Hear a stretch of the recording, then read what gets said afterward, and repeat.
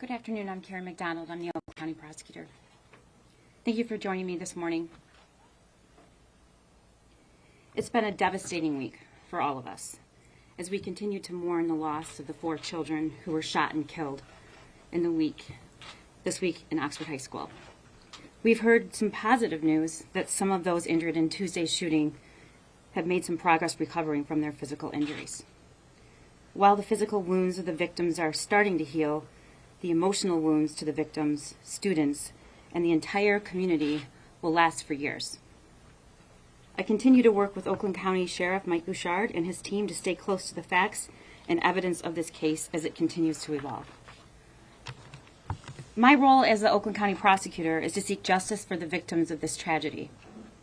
The family, friends, and loved ones of Hannah St. Juliana, Madison Baldwin, Tate Murr, and Justin Schilling, and the other victims have had their lives shattered. As I mentioned a few days ago, I did have the opportunity to speak with the parents of the children who were killed. Additionally, my office has reached out this morning to all of the victims who were injured. And we continue to be dedicated to offering them services and support during this time. While the shooter was the one who entered the high school and pulled the trigger, there are other individuals who contributed to the events on November 30th, and it's my intention to hold them accountable as well. It's imperative we prevent this from happening again. No other parent or community should have to live through this nightmare. I have shared previously, and I will reiterate today, that gun ownership is a right, and with that right comes great responsibility. Based on the information and evidence I have received, today I am announcing charges against the shooter's parents, Jennifer and James Crumbly. The charges are as follows. James Crumbly is charged with 4 counts of involuntary manslaughter. Jennifer Crumbly is also charged with 4 counts of involuntary manslaughter. I will now publish the details that led to that decision and have already previously been made public, which allows me to comment on them in a swear-to that has just taken place in the district court by Officer Tim Willis, Detective Tim Willis. The investigation into the school shooting incident at Oxford High School, which occurred on November 30th, 2021, has revealed that James Crumbly purchased a Sig Sauer 9mm model SP 2022 from Acme Shooting Goods in Oxford, Michigan on November 26, 2021. A store employee confirms that Ethan Crumbly was present with James at the time of the purchase. Per statute, James Crumbly completed ATF Form 5309A. On or about November 26, 21, Ethan Crumbly's social media posts reveal photos of the semi-automatic handgun, along with the caption, "Just got my new beauty today," including an emoji with hearts, "Sig Sauer 9mm. Any questions I will answer," end quote. Subsequent to the purchase of that weapon, one of Jennifer Crumbly's social media posts on about 11/27/21 read, quote, "Mom and Sunday testing out his new Christmas present," end quote. On November 21st, 21, a teacher at the Oxford High School observed Ethan Crumbly searching ammunition on his cell phone during class and reported the same to school officials. Jennifer Crumbly was contacted via voicemail by school personnel regarding that son's inappropriate internet search. School personnel indicate they followed that voicemail up with an email but received no response from either parent. Thereafter, Jennifer Crumbly exchanged text messages about the incident with her son on that day, stating, quote, "LOL, I'm not mad at you. You have to learn not to get caught," end quote. On November 30th, 21, the morning of the shooting, the next day, Ethan Crumbly's teacher came upon a note on Ethan's desk which alarmed her to the point that she took a picture of it on her cell phone. The note contained the following: a drawing of a semi-automatic handgun pointing at the words, quote, "The thoughts won't stop, help me," end quote.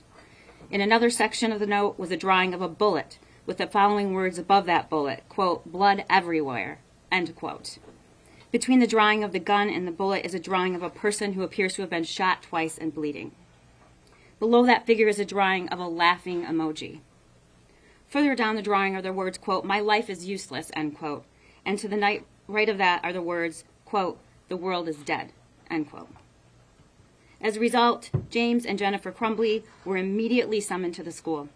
A school counselor came to the classroom and removed the shooter and brought him to the office with his backpack. Counselor obtained the drawing, but the shooter had already altered it. The drawings of the gun and the bloody figure were scratched out along with the words, "Help me," and "My life is useless." "The world is dead," and "blood everywhere." Those were all altered by him. At the meeting, James and Jennifer Crumbly were shown the drawing and were advised that they were required to get their son into counseling within 48 hours. Both James and Jennifer Crumbly failed to ask their son if he had his gun with him or where his gun was located, and failed to inspect his backpack for the presence of the gun, which he had with him. James and Jennifer Crumbly resisted the idea of then leaving the school at that time, of their son leaving the school at that time. Instead, James and Jennifer Crumbly left the high school without their son. He was returned to the classroom. When the news of the active shooter at Oxford High School had been made public, Jennifer Crumbly texted to her son at 1:22 p.m., quote, "Ethan, don't do it," end quote. At 1:37 p.m., James Crumbly called 911, reporting that a gun was missing from his house and he believed his son may be the shooter. Further investigation revealed that the 6-hour 9mm handgun purchased by James Crumbly was stored unlocked in a drawer in James and Jennifer's bedroom. The gun recovered from the shooter at the school after the shooting was the same gun that was purchased by his father, James Crumbly, on November 26, 2021, in the presence of his son. Based upon the foregoing, the Oakland County Prosecutor's Office requested and received, we charged 4 counts of involuntary manslaughter as to James Crumbly and 4 counts of involuntary manslaughter as to Jennifer Crumbly.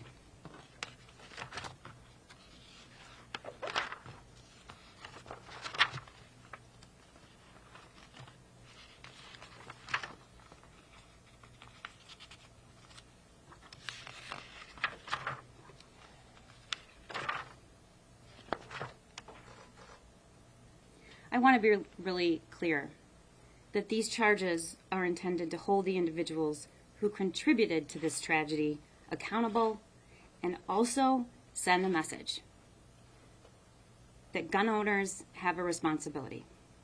When they fail to uphold that responsibility, there are serious and criminal consequences. As we work together to honor the lives lost and all of those impacted by the evil acts this week, justice for the victims and their families is at the forefront of today's announcement. We need to do better in this country. We need to say enough is enough. For our kids, our teachers, parents, for all of us in this community and the communities across this nation. Happy to take questions now. Last night the superintendent One moment. posted Go ahead, Mr. Chikat. Last night the superintendent posted a video and suggested that as a result of that meeting they saw no reason to contact law enforcement if there was no danger. Have you seen his video that was posted to YouTube last night? And is there any thought you could share on that based on what you said today? I viewed portions of it and was briefed on the contents of the video. Were there any missteps by the school? Should they have reported right away to law enforcement after seeing those images? Any individual who had the opportunity to stop this tragedy should have done so. The question is, what did they know and when did they know it? I've laid out the facts that were sworn to this afternoon and are the basis for the charges here. Did you have a question? Yes. You said, we need to do better. There needs to be change to prevent tragedies like this. It's extremely rare for parents to be charged in school shootings. Are you trying to set a new standard, or is the evidence simply overwhelming in this case? I have tremendous compassion and empathy for parents who have children who are struggling and at risk for whatever reason. And I am by no means saying that an active shooter situation should always result in a criminal prosecution against parents. But the facts of this case are so egregious. Reading this document, looking at it, reading the words, "help me," with a gun, blood everywhere, this doesn't just impact me as a prosecutor and a lawyer, it impacts me as a mother. The notion that a parent could read those words and also know that their son had access to a deadly weapon that they gave him is unconscionable, and I think it's criminal. It is criminal. Do the parents act as straw buyers for their son who was underage and not allowed to own a firearm in Michigan? I believe that the facts probably indicate that that's the result, but that would be a federal charge, and if that's appropriate to make that, then I'm confident that they will. Question? What level of responsibility do you expect from parents in a situation like this? Well, again, I don't think that this is a unique or unusual interpretation. When you give your child access to a deadly weapon, when you indicate that you're buying a weapon and you sign that it's for yourself, yet clearly based on the statements of the shooter, the statements of mom, that was his gun. And then we have the searching of ammunition. We have mom saying, at least you didn't get caught. We have the next morning drawing essentially almost explicitly what he was about to do. I mean, I expect parents and everyone to have humanity and to step in and stop a potential tragedy. Are they in custody already? I'm not going to make a comment on that. Can you give us some more detail on the meeting between the parents and the school? You said they're resistant to having their son pulled out of class that day. Hours later he went on to do the shooting, and there was no communication from the parents that he may have access to a handgun, or maybe in possession of a handgun after they had been, publicly on social media. I can confirm what I just stated, which is that they did not indicate to school officials or to their son and inquire about the whereabouts of the gun or the existence of the gun, to my knowledge. But the school had pushed to have him removed, and they were resistant. Can you give us more detail on that? I'm not aware. I can't comment on that at this time. He was not removed from the school. He was returned back to class with his backpack, where we have reason to believe the gun was stored in the backpack. Did you have a question right here? Did school officials ask to inspect the backpack or ask questions about whether the child had, the shooter had a weapon with him? Not that we have been advised, no. Do you know if between the first incident and the second at the school, the two teachers or whoever, were each aware of what had transpired? Like the teacher number 2, was that teacher aware of what happened on day 1 or the prior day? I can't speak to that. I don't know. And the other thing I have is for the families. Have you briefed them on what your investigation has found, specifically with the school? I have spoken to the parents and indicated the nature of the charges that might be coming. I have not spoken about the school. And what was their reaction in terms of your communication with them about some of this? these people are in incredibly deep, horrific pain and grief. Their reaction is as you expect. They will want anyone who had the opportunity to stop this from happening to have done it. Will the parents be arrested today, or will they be allowed to turn themselves in? I can't comment on that. Is your office looking at anybody else for charges, maybe school officials? The investigation's ongoing. Does the school have any reason to believe, or the teachers have any reason to believe that he had a weapon on him that day? I've stated what was known to the individuals, what the search indicated in ammunition, what the document, I stated every single sentence that was on that document. So I suppose you should draw your own conclusion. The conclusion I draw is that there was absolute reason to believe this individual was dangerous and disturbed, and I'll leave it at that. Is the school district fully cooperating with the investigation at this point? I haven't conducted the investigation, so I can't say. Prior to the shooting, did the district superintendent's office know about the issues that happened in the high school? Did it stay in the high school, or did someone in the high school actually go to the superintendent's office or the administration and say, this is what we have going on? I don't have any information about that at this time. Hindsight being what it is, how was this young man allowed to go back to class, given the circumstances you've described, the severity you're talking about? You mentioned it's still under investigation, and they're victims too. I'm not trying to assess blame, but yet they let him back in class with this type of severity. How does that happen?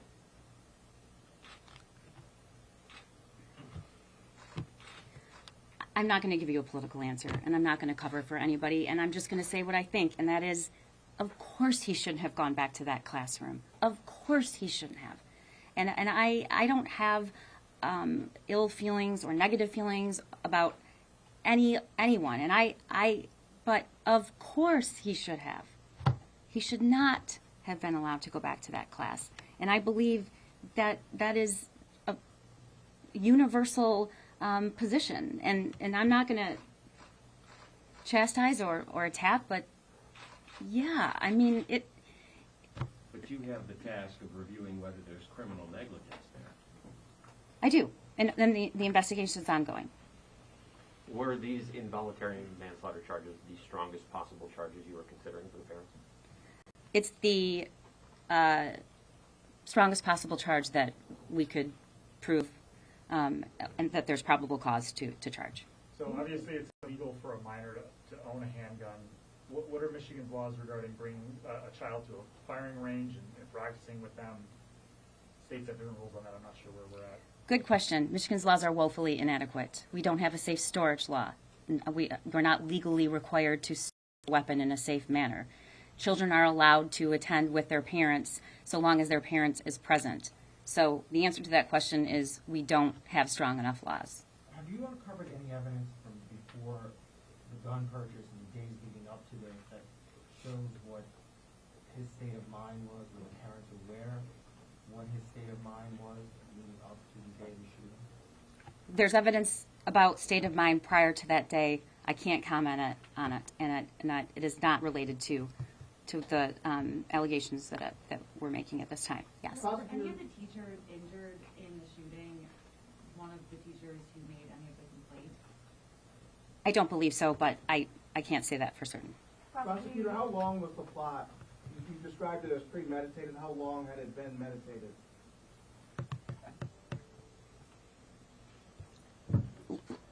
Long enough. Long enough. Prosecutor, Yes. At one point, 1 second. Go ahead. you said that at one point the father became aware that the gun was missing. Is there any indication that he might have known the gun was missing before the shooting or during or before that meeting with the principal? Upon hearing that there was an active shooter on that day, Mr. Crumbly drove straight to his home to look for his gun.